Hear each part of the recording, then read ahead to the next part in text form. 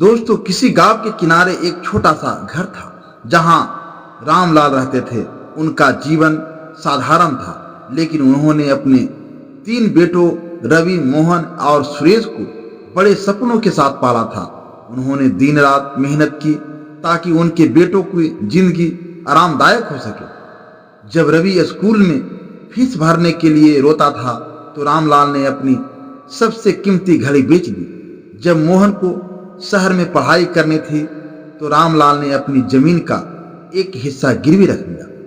जब सुरेश को नौकरी के लिए छूट चाहिए था तो उन्होंने अपनी पुरानी धोती में दिन बिताए। तीनों बेटे अपनी मेहनत और पिता के बलिदानों की बदौलत शहर में सफल हो गए। रवि ने व्यापार शुरू किया, मोहन एक बड़े सरकारी अधिकारी बन गए और सुरेश ने मल्टीनेशनल कंपनी में नौकरी पाली। पिता को गर्व था कि उनकी मेहनत रंग लाई। लेकिन एक दिन रामलाल ने रवि को फोन किया, बेटा बहुत दिन हो गए, तुम गांव कब आओगे? रवि ने हंसते हुए जवाब दिया, पिताजी अभी बहुत काम है, आप समझ सकते हो ना, वैसे भी गांव में आने का समय नहीं मिलता। रामलाल ने कहा, कोई बात नहीं बेटा, काम सबसे पहले है। पर फोन रखने के बाद उनकी आंखों में आंसू थे। फिर रामलाल ने मोहन को चिट्ठी लिखी जिसमें उन्होंने अपनी तबीयत खराब होने का जिक्र किया। मोहन ने चिट्ठी पढ़ी, लेकिन काम का बहाना बनाकर गांव आने का समय नहीं निकाला। उसने सोचा पिताजी को जरूर आदत हो जाएगी, इतने सालों तक अकेले रहे हैं तो अब भी रह लेंगे। उनके बाद सुरेश ने जब सुना कि पिताजी फोन पर बार बार बुला रहे हैं तो उसने अपनी पत्नी से कहा, गांव जाकर क्या करेंगे, वहां सुविधाएं भी नहीं हैं। पिताजी को समझाना होगा कि हमें अपना जीवन जीने दो।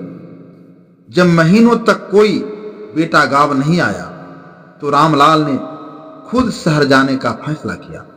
वे रवि के घर पहुंचे, लेकिन वहां उनकी बहू ने दरवाजे पर रोक दिया। पिताजी, रवि ऑफिस में है, यहाँ जगह कम है, आप गांव लौट जाइए, वहां ज्यादा आरामदायक रहेंगे। दुखी मन से रामलाल मोहन के घर गए। मोहन ने कहा, पिताजी सरकारी नौकरी में इतना समय नहीं होता कि मैं आपकी देखभाल कर सकूं। आप गांव में खुश रहेंगे, मैं पैसे भिजवा दूंगा। रामलाल का दिल एकदम टूट गया।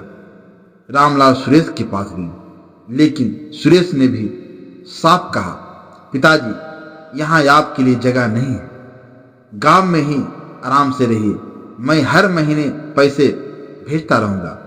तब वहां से रामलाल गांव लौट आए।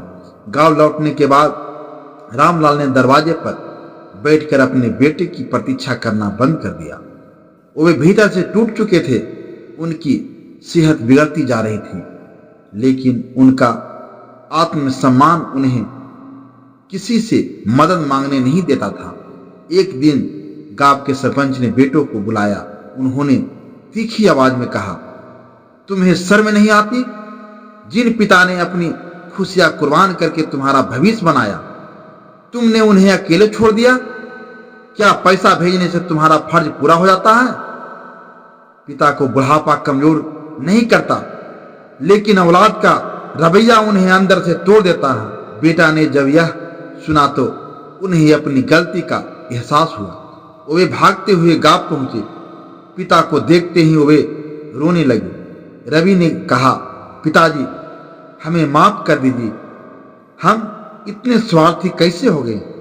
मोहन ने रोते हुए कहा, आपने हमारा सब कुछ बना दिया और हमने आपको अकेला छोड़ दिया। सुरेश ने हाथ जोड़कर कहा, पिताजी अब से हम कभी आपको अकेला नहीं छोड़ेंगे, आप हमारे साथ शहर चलिए। रामलाल ने कहा, मैंने तुम्हारे लिए अपना सब कुछ कुर्बान कर दिया, लेकिन मुझे तुम्हारी सहानुभूति नहीं चाहिए।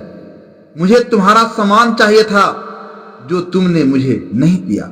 याद रखना, औलाद की सबसे बड़ी जिम्मेदारी अपने माता पिता का मान रखना है। बेटों को अपनी गलती का एहसास हो गया। उन्होंने ठान लिया कि अब से वे अपने पिता को हर खुशी देंगे। इस कहानी से यह सीख मिलती है कि माता पिता का सम्मान करना औलाद का पहला कर्तव्य है। उनका दर्द हमें अंदर तक झकझोरना चाहिए, तब हम सच्चे बेटा या बेटी कहलाएंगे। दोस्तों, यह कहानी आपको अच्छा लगा हो तो हमारे वीडियो को लाइक शेयर अवश्य करें, और अगर हमारे चैनल पर नए हैं तो हमारे चैनल को सब्सक्राइब जरूर करें। धन्यवाद।